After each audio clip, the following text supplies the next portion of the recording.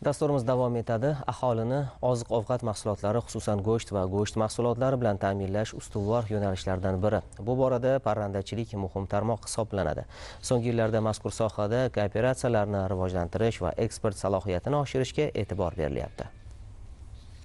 Tadbirkorlikni tez rivojlantirish va yaxshi daromad topishda parrandachilik yo'nalishi muhim o'rin tutadi. Boisi bugun ayni tarmoqni rivojlantirishga alohida e'tibor qaratilib, soha vakillari qo'llab-quvvatlanmoqda. Bugungi kunda respublika miqyosida 1330 ta parrandachilik xo'jaligi ro'yxatga olingan bo'lib, shundan 565 tasi go'sht, 711 tasi tuxum va 54 tasi naslchilikka ixtisoslashgan. Bu ko'rsatkichlarni yanada oshirish maqsadida kooperatsiya tizimini rivojlantirish va bunda qo'shimcha imtiyozlar berishga alohida e'tibor qaratilmoqda. Davlatimiz rahbari tomonidan qabul qilingan chorvachilik va parrandachilik qo'llab-quvvatlash, sohada yuqori qo'shilgan qiymat yaratish bo'yicha qo'shimcha chora-tadbirlar to'g'risidagi qarorga muvofiq, joriy yilning o'zida hududlarda parrandachilik kooperatsiyasi tizimi asosida 1 million nafar aholi bandligini ta'minlash belgilangan.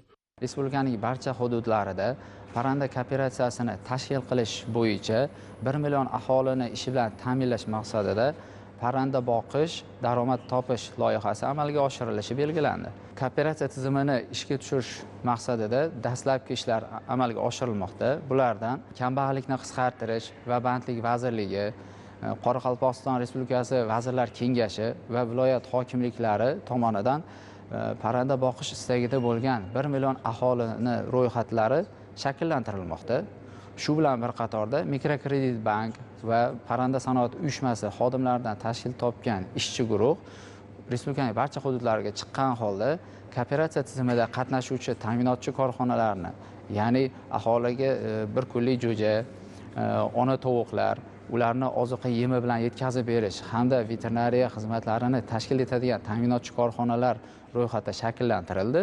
Hozirgi kunda mazkur korxonalarni dastlabki moliyalashtirish, ya'ni ularga kredit ajratish ishlari olib borilmoqda. Shuningdek, joriy yilda 1 million tonna parranda go'shti va 10,5 milliard dona iste'mol tuxumi yetishtirish ko'zda tutilgan. Bu borada hududlarda kooperatsiya asosida tizimli ishlar yo'lga qo'yilib, ayni yo'nalishda yangi ish boshlagan aholi qatlami qo'llab-quvvatlanmoqda. Muhtaram Prezidentimizning qaroriga muvofiq parranda boqish, daromad topish loyihasi ishlab chiqarildi va biz Samarqand viloyati tajribasini boshqa viloyatlarga ham joriy qilishni reja qilganmiz. 2022 yil Samarqand viloyatining eng chekka hududida joylashgan Qo'shrabot tumanida naslli parrandachilik kompleksi ishga tushirdik.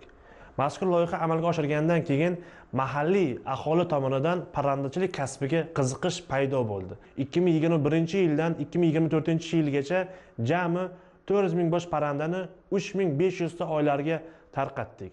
Bugungi kunda fuqarolar tomonidan yiliga 120 million dona iste'mol tuxum ishlab chiqarmoqda. 2020 yildan beri parrandachilik bilan shug'ullanib kelaman. 1 yildan oshdi qo'shkipir parranda bilan ishlab kelmoqdamiz. Kooperatsiya usulida jo'jani o'zlari yetirib beradi, yem mahsulotlarini ham yetirib beradilar o'z vaqtida. Kooperatsiya usuli bizlar uchun juda qulayliklari yaxshi.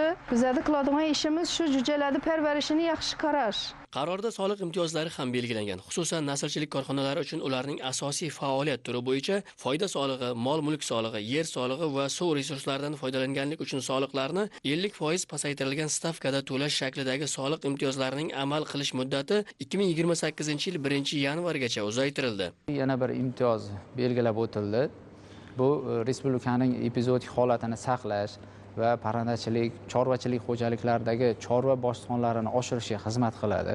Chorva hayvonlarining embrionlarini tayyorlashda qo'llaniladigan dori vositalari va veterinariya laboratoriyalarida qo'llaniladigan test tashxis to'plamlarini olib kirish, ularni ro'yxatdan o'tkazish va guvohnomasini olish jarayonlaridagi pulli xizmatlar bekor qilindi. Hujjat bilan eksport ko'rsatkichlarini ham oshirish belgilangan. Birgina 2025-yilda parranda mahsulotlari eksportini 2 barobarga oshirib, 180 million dollarga yetkazish nazarda tutilgan. Topshiriq ijrosini ta'minlash maqsadida Yaqin Sharq mamlakatlari, Saudiya Arabistoni, Birlashgan Arab Amirliklari va Qatar bilan muzokaralar olib borilmoqda.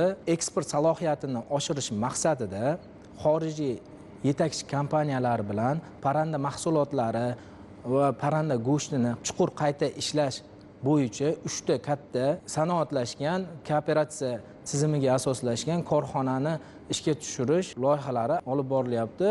Dastlab Xorazm Toshkent va Namangan viloyatlarida amalga oshirish rejalashtirilgan. Belgilangan vazifalarning o'z vaqtida bajarilishi va aholiga yaratilgan qulayliklardan samarali foydalanish kelgusida albatta soha rivojiga xizmat qiladi.